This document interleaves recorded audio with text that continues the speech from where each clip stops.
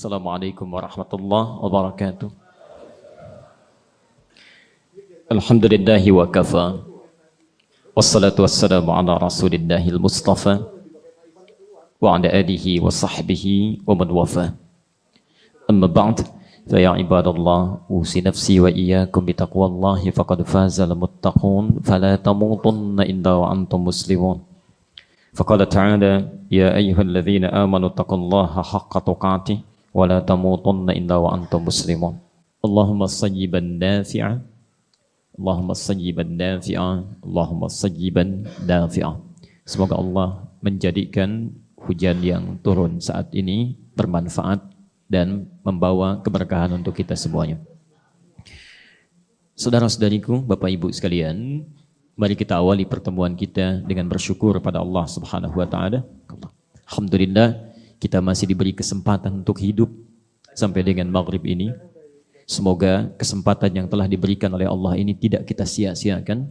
Karena itu bermohonlah kepada Allah supaya sisa kehidupan kita dibimbing oleh Allah, diberikan taufik sehingga lebih bermanfaat dibandingkan dengan hari-hari yang telah kita lalui.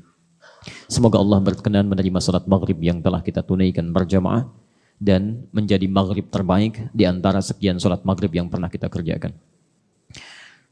Sebelumnya, saya ingin kisahkan sebentar supaya nanti apa yang akan disampaikan ini saat dipraktekkan bisa kita praktekkan sesuai dengan kebiasaan dan apa yang terjadi pada Nabi SAW.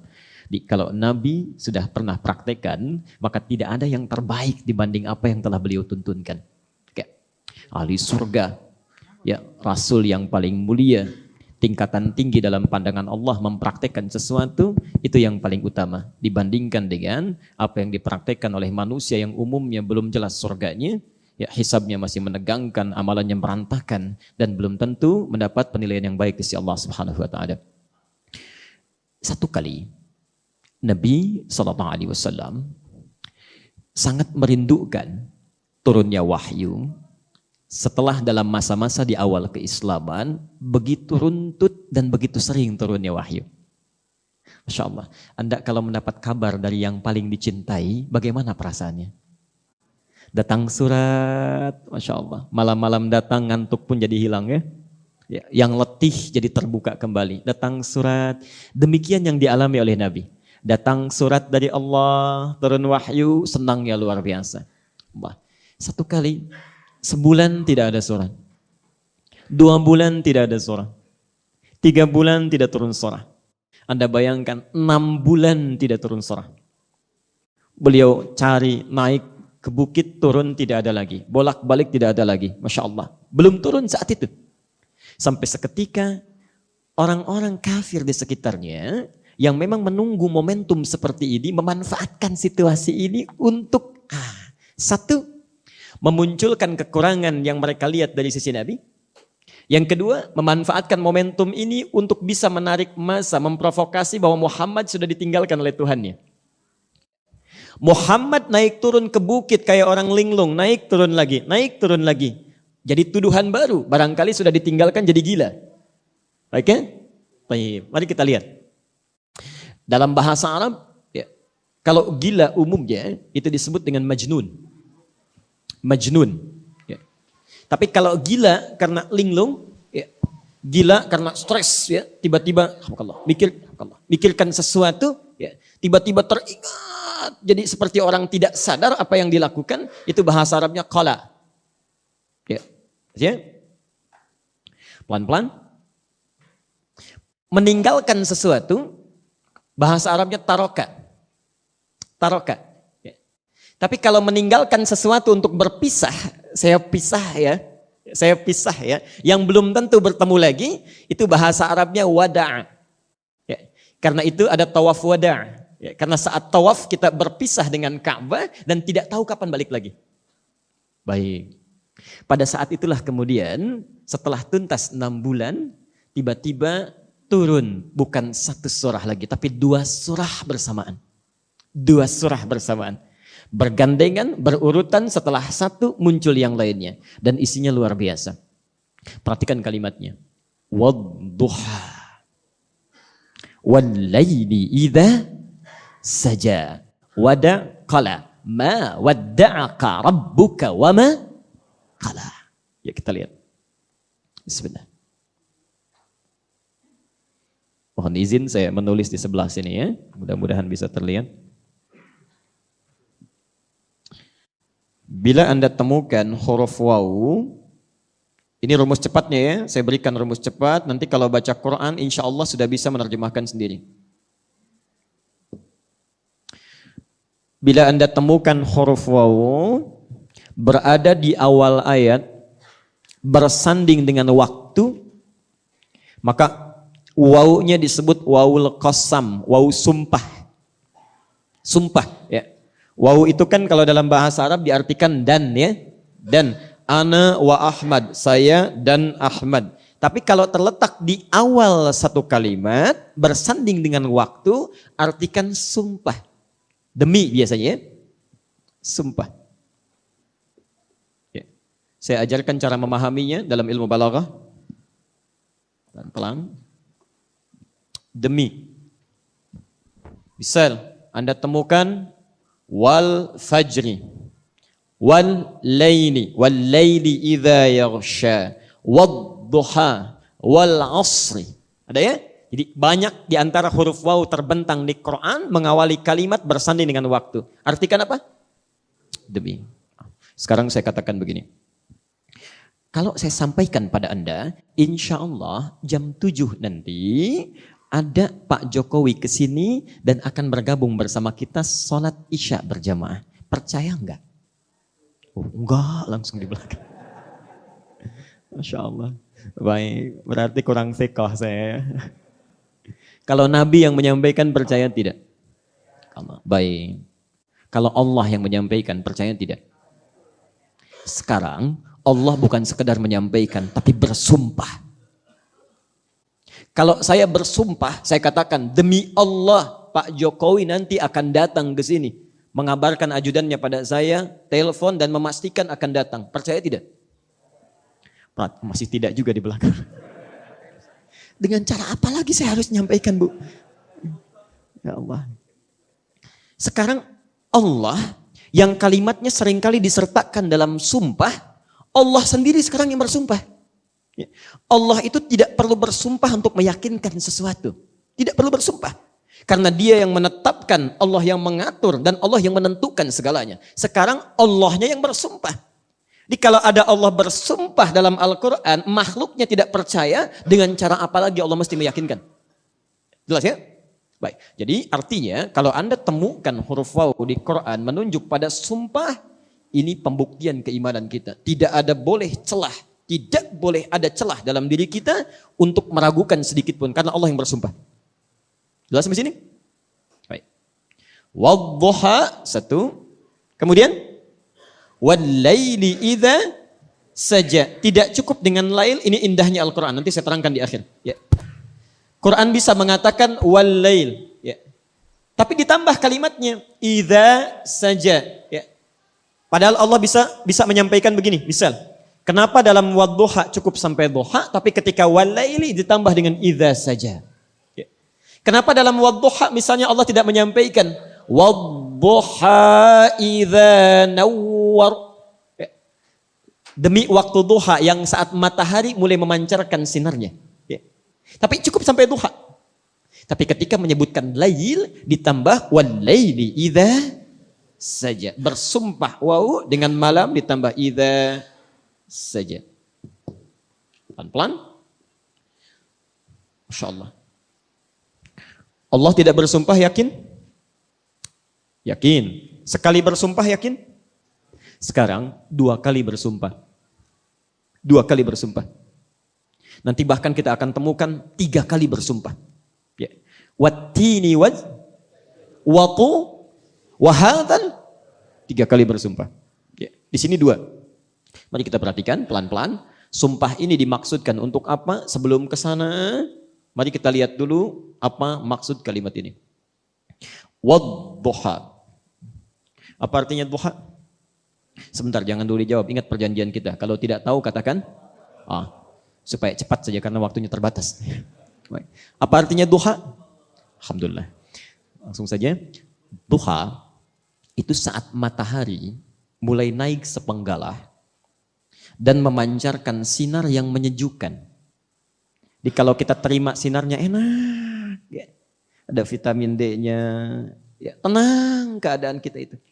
Karena mataharinya sudah naik dan posisi yang paling indah di situ, maka tidak perlu diberi keterangan lain lagi. Karena kalimatnya sudah sempurna. Tapi poinnya adalah ini bahasa kiasan dalam bahasa Arab menunjukkan makna kiasan dengan menggunakan nama waktu. Maksudnya begini, kalau Anda menerima cahaya duha enak tidak? Nyaman tidak? Tentram? Baik. Duha dalam kalimat istilah orang Arab itu menunjukkan waktu suka. Saat menerima sesuatu yang menyenangkan, yang enak, yang menenteramkan, suka. Demi keadaanmu, saat engkau merasakan suka. Ya. Tenang hidup bersama ibu, tenang diasuh oleh paman, tenang bersama kakek, nyaman menerima wahyu. Demi seluruh keadaan hidupmu ya Muhammad yang merasakan suka, saat engkau sedang suka. Walaili, dan saya pun bersumpah demi waktu malam, bukan malam biasa. Kalau ditambah dengan saja, itu artinya malam yang sangat pekat. Pekat. Gelap luar biasa. Gelap. Ya. Kalau cuman lail saja, ini pun sudah mau lail nih sebentar lagi. Ya. Jadi masuk isya itu sudah lail. Muqaddimatul lail, awal malam. Ya. Maaf, kalau Anda lewat-lewat di waktu isya masih kelihatan benda-benda? Masih nampak ya, agak remang-remangnya kan? Remang-remangnya, baik. Apalagi ada lampu seperti ini, Masya Allah. Sekarang saya katakan, kalau semuanya gelap nih, lampunya padam, ya tertutup gerhana juga dan sebagainya. Gelap sekali, ya, gelap sekali. Dan tidak ada yang tersenyum. Sekarang gambarkan, bila dalam keadaan seperti itu masih bisa lihat apa? Tidak ada yang dilihat. Tidak ada sinar, tidak ada pantulan, tidak ada benda yang kita lihat. Karena mata kita hanya bisa melihat dari pantulan cahaya. Nah, keadaan yang sangat gelap sampai tak bisa menatap apapun, saya tanya pada Anda semuanya, bisa nggak beraktivitas? Mau jalan bisa?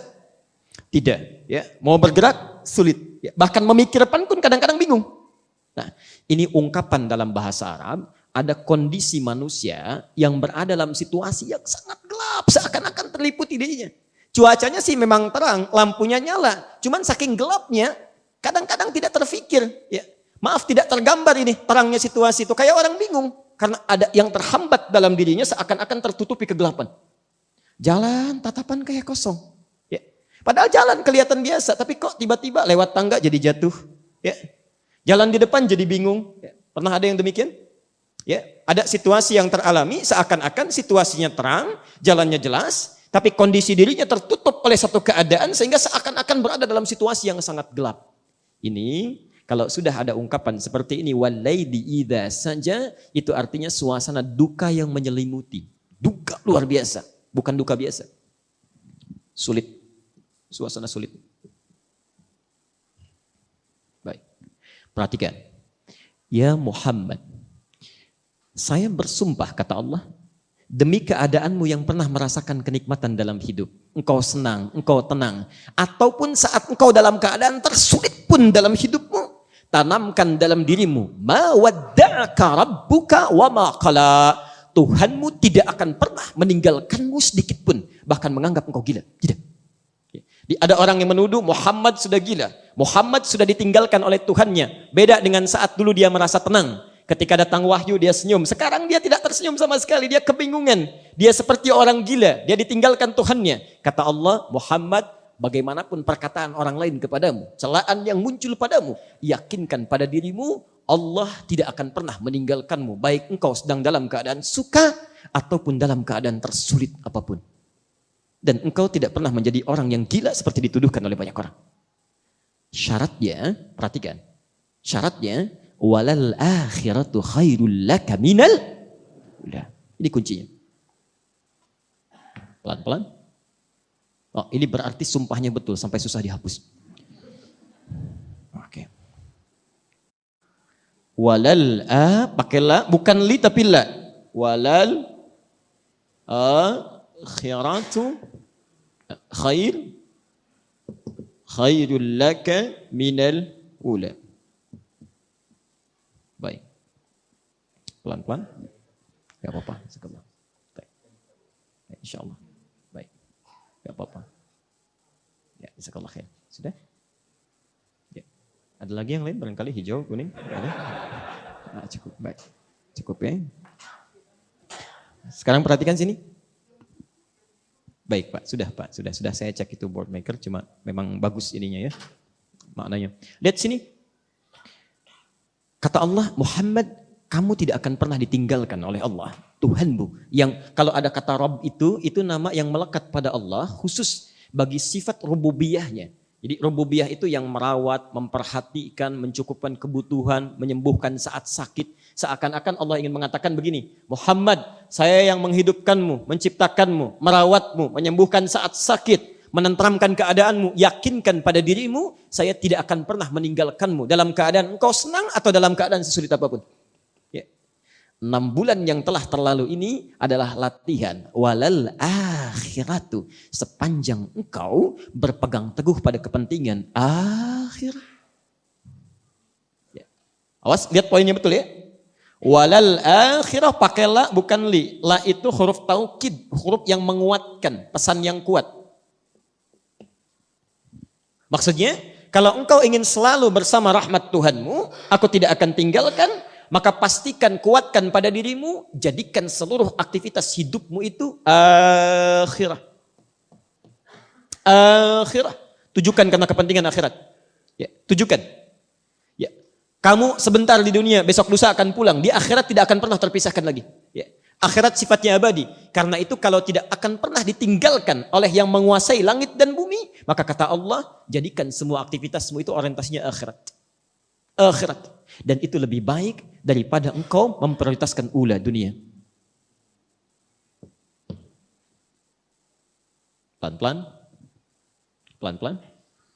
Lihat prinsipnya. Lihat prinsipnya. Nabi SAW diminta oleh Allah, kalau seluruh aktivitas Rasulullah SAW, bukan cuma sholatnya, puasanya, zakatnya, tapi semua aktivitas hidupnya, dari bangun tidur sampai tidur lagi, diniatkan seluruhnya untuk kepentingan akhiratnya. Kalau kepentingan akhirat tidak ada yang lain kecuali ibadah. Ibadah itu artinya karena Allah. Makannya karena Allah, minumnya karena Allah, bekerjanya karena Allah, aktivitasnya karena Allah. Maka jaminan yang diberikan oleh Al-Quran, ini jaminan Quran langsung. Allah bersumpah pada orang-orang seperti ini, Allah tidak akan tinggalkan dirinya. Baik dia dalam keadaan senang ataupun dalam keadaan sulit apapun. Ini maksudnya. Kadang-kadang orang kalau terlampau senang itu bisa lupa dengan Allah. Ya. Demikian orang yang terlalu, pesimis dengan ujian, ya diuji dengan berat, kurang sabar juga bisa lupa dengan Allah. Ya. Ada orang-orang yang saat senang bahkan sulitnya tidak pernah ditinggalkan oleh Allah. Ya. Ada orang mengajak pelaku maksiat saat sedang senang. Oh, kamu sedang promosi jabatan, traktiran yuk, kumpul. Tiba-tiba minuman tidak jelas, diarahkan pada yang lain. Daripada kumpul-kumpul seperti ini, lebih baik kita makan satenya sambil ta'lim yuk. Ajak kumpul. Karena dijaga. Dijaga. Ya, keadaan senang ataupun sulit. Nah, Anda bayangkan, ini poinnya. Bila seorang nabi saja, Rasul yang mendapat wahyu, berita dari Allah, mendapat jaminan surga tertinggi, masih diminta oleh Allah untuk memprioritaskan akhiratnya, maka bagaimana dengan kita yang bukan nabi, bukan rasul, dan yang belum jelas surganya? Karena itu jika kita ingin dilindungi oleh Allah, dijaga dalam keadaan senang dan sulit, maka coba dekati Allah. Sebaliknya, renungannya adalah, kalau sampai hari ini kita merasa kok perlindungan Allah belum datang, ketenangan belum tiba, barangkali belum cukup cara mendekat kita kepada Allah sehingga Allah belum menyertai kita dalam situasi senang atau situasi sulit kita. Jelas sampai sini? Kalau semua itu sudah didapatkan, maka hati akan terasa lapang, enak, nyaman sekali. Yang dekat dengan Allah itu enak, Pak, Bu. Enak luar biasa. Ya. Karena dekat dia paham, dia yakin. Contoh, saking yakinnya dengan Allah ketika diberikan musibah, sesulit apapun, dia yakin Allah tidak mungkin memberikan musibah kalau dia tidak sanggup menjalaninya. La yukallifullahu nafsan illa wus'aha. Silahkan ya Allah, mau dikasih seberat apa lagi? Ya. Ketika Nabi sudah keluar kata-kata seperti ini, Masya Allah, Allahu Akbar, diusir dari Mekah, pergi ke Taif, dilempari oleh orang Taif, terluka kaki beliau, terluka tangannya, terluka keadaan dirinya, dilindungi oleh Zaid bin Thabit, terluka juga. Anda bayangkan. Tiba-tiba beliau dengan Zaid beristirahat di bawah naungan satu pohon. Malaikat turun, malaikat Jibril, nggak main-main. Malaikat Jibril. Kata beliau, angkat tanganmu ya Rasulullah. Mohonkan kepada Allah, saya akan angkat bumi Taif dan menghimpit mereka yang telah menganiaya engkau itu. Apa kata Nabi? Perhatikan kalimatnya. La ya Jibril fa innahum qaumun la ya'lamun. Tolong jangan lakukan wahai Jibril karena mereka belum tahu saja. Kebanyakan ahli sirah hanya berhenti sampai di sini menyampaikannya, tapi kalimatnya belum selesai. Ketika sudah sampai pada puncaknya, perhatikan saking lapangnya jiwa beliau, tahu kalau Allah mau dilempari pun oleh siapapun, kalau Allah sudah berkehendak, tidak ada kecuali itu ada kebaikan di dalamnya. Tidak ada apapun kecuali ada kebaikan. Lihat kalimatnya. Ilahi, ilahi, ya Allah, kata Nabi. Perhatikan, ya Allah, ila man takilluni. Saya ridha kepada siapa lagi engkau akan titipkan saya. Jadi di Mekah diusir, berjalan ke Taif juga dilempari. Kata Nabi, kemana lagi tempat yang harus saya tuju? Ya, kemana lagi tempat yang harus saya tuju? Kepada siapa saya engkau akan titipkan? Ya, ila ba'idin yu'limuni. Apakah kepada tempat yang masih jauh dan mereka akan menyiksa saya di sana? Ya. Am ila qaribin yu'dhini. Atau tempat yang dekat yang dengan itu mereka akan menyiksa saya. Yang jauh menyakiti saya atau yang dekat menyiksa saya. Fa'ana radin. Saya ridha. Ya Allah. Saya ridha. Asalkan engkau tidak murka kepada saya. Asalkan engkau tidak murka kepada saya. Yang penting engkau enggak marah. Mau disiksa silahkan. Mau dianiaya silahkan. Asal engkau tidak marah kepada saya. Lihat rahmatnya Nabi ini. Dan rahmatnya. La haula wa la quwata illa bi Rabbi. Tidak ada satu daya upaya kecuali kalau Rabb saya sudah berkehendak. Kenapa kalimat ini bisa keluar? Karena setelah surah Ad-Duha turun satu ayat, satu surah langsung yang meneguhkan keadaan jiwa beliau. Alam nashrah laka sadra. Disebut dengan al-insyirah, keadaan hati yang sangat lapang. Karena orang sudah dekat dengan Rabbnya, tidak ditinggalkan oleh Allah, maka keadaan jiwanya akan lapang. Apapun dia akan terima. Mau sulit, alhamdulillah. Sedang syukur, alhamdulillah. Karena hakikatnya semua ujian dan titipan. Maka turun ayat, alam nashrah laka sadrak. Bukankah kami sudah lapangkan keadaan jiwamu? Ya, Masya Allah.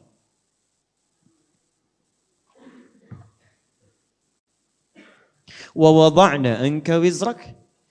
Dan dengan kelapangan jiwa ini, semua beban seberat apapun akan kami angkat. Alladzi anqadha dhahrak, yang memberatkan pundakmu. Anda pernah ngangkat barbel? Ya, kalau disimpan di sini berat kan ya? Nah, itu yang disebut dengan anqadha dhahrak. Jadi ada beban di sini, di belakang punggung, berat. Itu bahasa kiasan indah sekali. Bahasa Qur'annya, seberat apapun yang dibawa, beban kehidupan, kalau hati kita sudah lapang dengan Allah, maka Allah yang angkat itu semua. Lapang keterimanya. Enak. Seperti tadi. Seperti tadi. Dan kalau sudah seperti itu, warafa'na laka dzikrak, maka engkau akan diangkat dimanapun. Kalau Allah sudah mengangkat, maka penduduk langit dan bumi akan mengangkatnya. Akan mengangkatnya. Masya Allah. Baik, pelan-pelan. Yang maksud yang ingin saya sampaikan, selain Anda pelajari surah Ad-Duha dengan Al-Insyirah ini, karena itu urutan Al-Insyirah langsung terletak setelah Ad-Duha. Pesan saya, kalau Anda membacanya dalam sholat, maka jangan pisahkan keduanya. Ya, nggak pakai, nggak usah. Ya, baik. Karena dia datang dengan berurutan. Ya. Kalau ingin terpisah nggak apa-apa, tidak salah. Tapi sebaiknya disatukan. Karena itu pasangan yang datang berurutan yang saling melengkapi dari sisi maknanya. Ya. Biasanya kalau yang saling bergandengan satu terpisahkan, yang lainnya merasa kesulitan. Ya. Jelas ya?